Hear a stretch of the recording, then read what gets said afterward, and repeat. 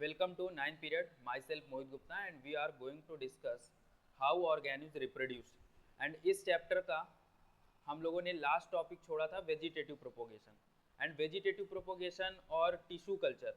It is the most important topics for the board exam और उसको आज हम लोग डिस्कस करने वाले हैं. ये बेटा बहुत ज़्यादा इंपॉर्टेंट है. एक वेजिटेटिव प्रोपोगेशन सीबीएसई बोर्ड के लिए बता रहा हूँ और टिश्यू कल्चर, ये दोनों टॉपिक से क्वेश्चन बहुत ज़्यादा आते हैं बोर्ड एग्जाम में, तो ध्यान दीजिएगा. सबसे पहले वेजिटेटिव प्रोपोगेशन होता क्या है. देखिए, अगर प्लांट की जो बॉडी होती है ना, इसके दो पार्ट्स होते हैं. एक उसका वेजिटेटिव पार्ट होता है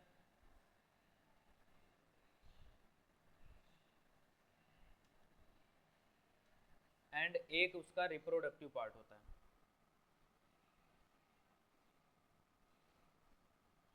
वेजिटेटिव पार्ट में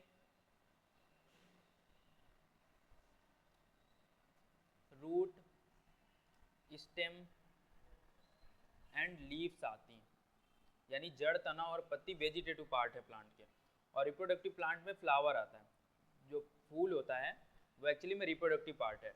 ठीक है, तो जो रिप्रोडक्टिव पार्ट है वो सेक्सुअल रिप्रोडक्शन के लिए प्लांट में पाया जाता है and vegetative part asexual reproduction करते हैं.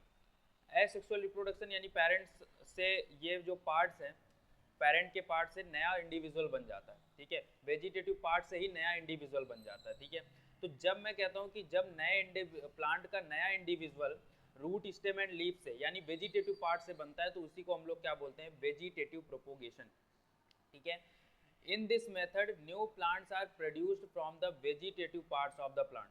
Vegetative part of the plant कौन कौन से, रूट, स्टेम एंड लीव्स से बनते हैं.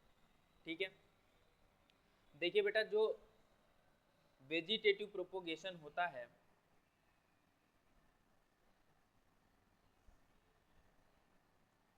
उसके दो टाइप होते हैं. एक नेचुरल तरीके से वेजिटेटिव प्रोपोगेशन होता है एंड दूसरा आर्टिफिशियल तरीके से होता है. एंड नेचुरल तरीके से कौन से हैं मैं आपको बताता हूँ. ठीक है, आप देखिए, ये देखिए आपके पास रूट है, प्लांट का रूट वाला पार्ट है एंड रूट वाले पार्ट ने जब ग्रो करा तो उसने क्या करा, जो ओल्ड वाला रूट था, ये देखो, ये इधर से ओल्ड पुराना वाला रूट है एंड पुराना वाला रूट स्वीट पोटैटो उसने बना लिया एंड नए वाले रूट भी वहीं से निकल रहे हैं एंड न्यू रूट नए इंडिविजुअल को, नए स्वीट पोटैटो को बनाएगा. बहुत सारे स्वीट पोटैटो ऐसे करके बन जाएंगे. तो यानी क्या कर रहा है, रूट के द्वारा नया इंडिविजुअल बन रहा है, तो उसी को हम लोग क्या बोलेंगे, वेजिटेटिव प्रोपोगेशन बाय रूट. तो रूट के लिए एग्जांपल क्या है, स्वीट पोटैटो. जैसे आपने आलू बहुत देखा होगा, आलू में ऐसे करके स्ट्रक्चर बने होते हैं, आई, इनको क्या बोलते हैं, आई बोलते हैं, यानी आँख. ठीक है, ये जो आई होता है, यहाँ से नए नए बड निकलते हैं. ये देखो, बड जर्मिनेट करा है एंड बड जब आगे जब जाता है तो ये बना लेता है स्टेम एंड इस स्टेम से और भी बहुत सारे आलू लग जाते हैं. जब जर्मिनेट होता है तो बहुत सारे जो पोटैटोज हैं वो यहाँ पे ऐसे लग जाते हैं. तो यानी एक पोटैटो से कितने सारे पोटैटो बन गए. तो ये जो रिप्रोडक्शन है वो कैसा है, वेजिटेटिव प्रोपोगेशन है. एंड ये जो स्टेम है इसको क्या बोलते हैं, ट्यूबर. ठीक है, तो स्टेम का एग्जाम्पल क्या हो गया, स्टेम के थ्रू किस में रिप्रोडक्शन होता है, पोटैटो में होता है एंड जिंजर में होता है. अब देखिए लीव्स के थ्रू किस में रिप्रोडक्शन होता है, तो लीव्स के थ्रू ये एक ब्रायोफिलम है. ब्रायोफिलम को गांव में पत्थरचटा बोला जाता है एंड इस ब्रायोफिलम की लीफ में ऐसे करके स्मॉल बर्ड्स निकल आते हैं एंड स्मॉल बर्ड्स से नई ब्रायोफिलम की ऑरिजिन होती है, मतलब नया ब्रायोफिलम, नया इंडिविजुअल बनता है. तो लीफ के थ्रू किस में होता है वेजिटेटिव प्रोपोगेशन, ब्रायोफिलम में. ठीक है, तो हम लोग पढ़ते हैं. तो जैसे लिखा है फ्रॉम रूट्स, तो फ्रूट्स के थ्रू किस में होता है, डहलिया में एंड स्वीट पोटैटो में. स्टेम के थ्रू किस में होता है, पोटैटो में एंड जिंजर में, अदरक में. एंड लीफ के थ्रू ब्रायोफिलम में एंड बिगोनिया में. ठीक है, तो वही लिखा है कि plants produced by vegetative propagation produce flower and fruits earlier than those produced by seeds. है ना. वेजिटेटिव प्रोपोगेशन का क्या फ़ायदा है, वेजिटेटिव प्रोपोगेशन से ऐसा होता है कि ना, कि जो प्लांट्स के जो फ्लावर हैं वो अर्लियर आएंगे, जल्दी आएंगे, किसमें, वेजिटेटिव प्रोपोगेशन में. फ्लावर एंड फ्रूट्स, ठीक है। बट जो सीड से जर्मिनेट हुआ है, एक प्लांट जो सीड से जर्मिनेट हुआ है उसमें एंड फ्लावर एंड फ्रूट्स देर से आएंगे। ये एक उसका सिग्निफिकेंस है, ये उसका एक इंपॉर्टेंस है वेजिटेटिव प्रोपोगेशन से। वेजिटेटिव प्रोपोगेशन में फ्लावर एंड फ्रूट्स जल्दी आते हैं देन सीड से जो जर्मिनेट हुआ है। It also helps in the propagation of plants which do not reproduce seeds like rose. Rose में से, रोज सीड से नहीं जर्मिनेट, रोज को क्या करते हो, रोज को जो पार्ट होता है स्टेम उसको कट करते हो एंड उसको मिट्टी में जाके लगा देते हो फिर से, तो वो जर्मिनेट कर जाता है। वो सीड से तो जर्मिनेट नहीं करा, उसने वेजिटेटिव पार्ट से जर्मिनेट किया, तो वो भी क्या है, वेजिटेटिव प्रोपोगेशन है। सेम टू सेम जैस्मिन में, बनाना में, तो इनमें जो सीड से नहीं जर्मिनेट होते उनको वेजिटेटिव प्रोपोगेशन से जर्मिनेट करा लिया जाता है।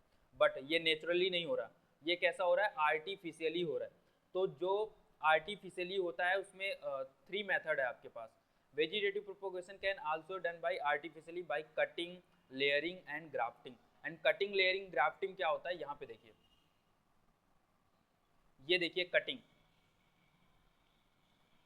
कटिंग में क्या करा गया है, जैसे मान लीजिए ये अपना होता है ना कि भाई ये मान लो रोज लगा है, तो रोज वाले प्लांट को यहाँ से तुमने कट करा एंड यहाँ पे लगा दिया, ठीक है। एक बढ़िया सा हार्मोन, सूटेबल हार्मोन उसको दे दिए। हार्मोन कोई कोई एलोवेरा में जर्मिनेट कर देता है, वहाँ पे हार्मोन का है ना। तो हार्मोन हम लोगों ने सेकंड चैप्टर में पढ़ा है, ऑक्सिन, जिबरेलिन, साइटोसिन। तो ऑक्सिन एंड साइटोकाइनिन, ये जो 2 हार्मोन है ये रूट एंड सूट को इंड्यूस करते हैं, रूट एंड सूट बढ़ाते हैं। रूट का मतलब है जड़ और सूट का मतलब तना, उसको बढ़ाते हैं, तब जाके वो जो छोटा सा प्लांट है वो पूरा बड़ा सा प्लांट वैसा ही बना लेता है, ठीक है। इसको बोलते हैं कटिंग, यानी किसी प्लांट पार्ट को कट करा, उसको सूटेबल हार्मोन में रखा एंड वो जर्मिनेट कर गया, जर्मिनेट नहीं बोलेंगे, वो बड़ा सा प्लांट बन गया, ठीक है। फिर दूसरा लेयरिंग में देखिए, लेयरिंग में क्या होता है, ये प्लांट कुछ कुछ होता है ना कि भाई प्लांट का जो स्टेम है वो पूरा लटक रहा है एंड उसको दूसरी मिट्टी में हमने क्या करा, बाजू वाली मिट्टी में उसको हमने लगा दिया, तो देखा तो यहाँ से एकदम नया प्लांट एकदम बनने चालू कर दिया। इसको बोलते हैं लेयरिंग। आगे वाला इसको बोलते हैं ग्राफ्टिंग। ग्राफ्टिंग में क्या करा, आपने कुछ अलग प्लांट्स लिया एंड यहाँ पे कुछ अलग प्लांट है, ठीक है। ये फर्स्ट प्लांट एंड ये सेकंड प्लांट, दोनों को ऐसा कट करा, ठीक है। इसके बीच में कंस्ट्रक्शन करके इसको कट करा एंड इसको उसमें लगा दिया एंड फिर उसको ग्राफ्ट यानी उसको एक कपड़े से बांध दिया, ठीक है। अब क्या होगा कि ये वाला जो पार्ट है वो दूसरे प्लांट का है एंड ये वाला पार्ट दूसरे प्लांट का है, ये हमने क्या कर दिया, ग्राफ्टिंग कर दी। तो ये भी किसका पार्ट है, वेजिटेटिव प्रोपोगेशन का पार्ट है, ठीक है। तो मतलब वेजिटेटिव प्रोपोगेशन आपको समझ में आया होगा। अब हम लोग बात करते हैं टिश्यू कल्चर की। टिश्यू कल्चर क्या होता है, देखिए यहाँ पे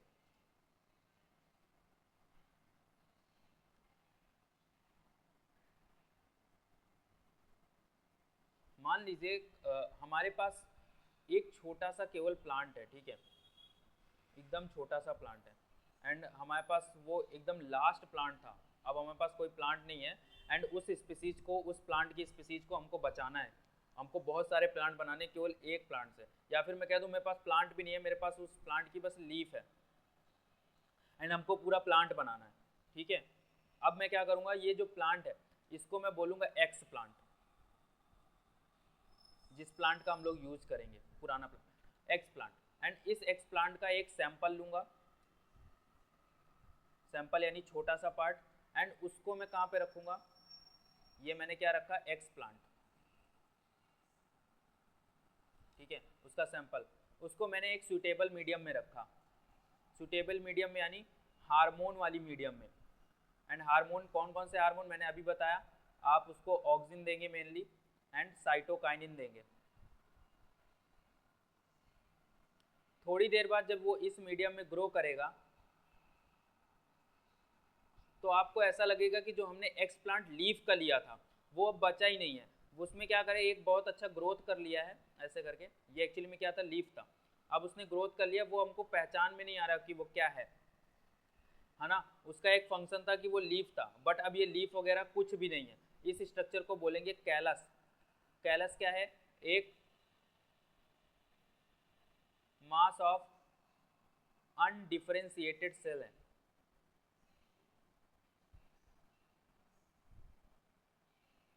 जो एक्स प्लांट था वो कैसा था, डिफरेंशिएटेड है।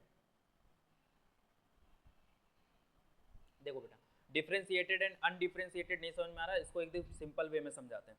डिफरेंशिएटेड का मतलब होता है, जैसे मान लो मैं एक टीचर हूँ, ठीक है, तो मैं एक एजुकेटर हूँ एंड मेरा काम क्या है, पढ़ाना, मेरे पास मेरा काम है, ठीक है, अब मेरा काम केवल टीचिंग है, मैं मुझको केवल पढ़ाना ही पढ़ाना, तो आई एम डिफरेंशिएटेड, मेरा एक फंक्शन निर्धारित है। बट तुम जो है, जो तुम लोग हो, अभी आप पढ़ रहे हो तो आप टीचर भी बन सकते हो, ठीक है, तुम जाके एयरफोर्स में भी जा सकते हो, आपके पास बहुत सारे रास्ते हैं ना, तो यू आर अनडिफरेंशिएटेड। तो वैसे ही डिफरेंशिएटेड का मतलब है, ये एक्स प्लांट की लीफ है, तो लीफ का मतलब क्या हो गया कि वो डिफरेंशिएटेड है, बट ये कैलस बन गया ना। अब ये कैलस कैसे बन गया, एक प्रोसेस होती है जिसको बोलते हैं D differentiation. D differentiation process से, डी डिफरेंशिएशन प्रोसेस से ये किस में बदल गया, कैलस में बदल गया। एंड कैलस कैसा, अनडिफरेंशिएटेड, उसके पास अब ये कुछ भी बना सकता है, ये प्लांट का रूट भी बना सकता है, प्लांट का सूट भी बना सकता है, कुछ भी बना सकता है, कैलस बन गया उस लीफ से। अब देखो, जब उसी मीडियम में, हार्मोन वाले मीडियम में हमने इसको रखा है, अब ये देखो, ये पूरा का पूरा इसने प्लांट बना लिया, लीफ से ही पूरा का पूरा उसने क्या बना लिया, प्लांट बना लिया। इसको हम क्या बोलेंगे, प्लांटलेट। एंड ये प्लांटलेट फिर से कैसा है, डिफरेंशिएटेड है, यानी उसके पास काम है, मतलब वो अलग अलग डिफरेंशिएटेड है। जैसे मैं बोल दूं मेरी शरीर है, ठीक है, तो मेरी शरीर डिफरेंशिएटेड है, इट इज़ माई हेड, है ना, and it is my thorax region, तो ये पूरी की पूरी मेरी बॉडी डिफरेंशिएट है। बट अगर कोई ऐसा बंदा दिखे, ना उसमें हाथ दिख रहे हैं ना उसमें पैर, तो अनडिफरेंशिएटेड, वो भी आगे जाके कुछ भी बना सकता है, वो डिफरेंशिएट हो सकता है। यहाँ पे जो प्रोसेस हुई है ना, इसको उसको बोलते हैं डी डिफरेंशिएटेड, जहाँ भी प्रोसेस हुई है उसको बोलते हैं री डिफरेंशिएशन, ठीक है।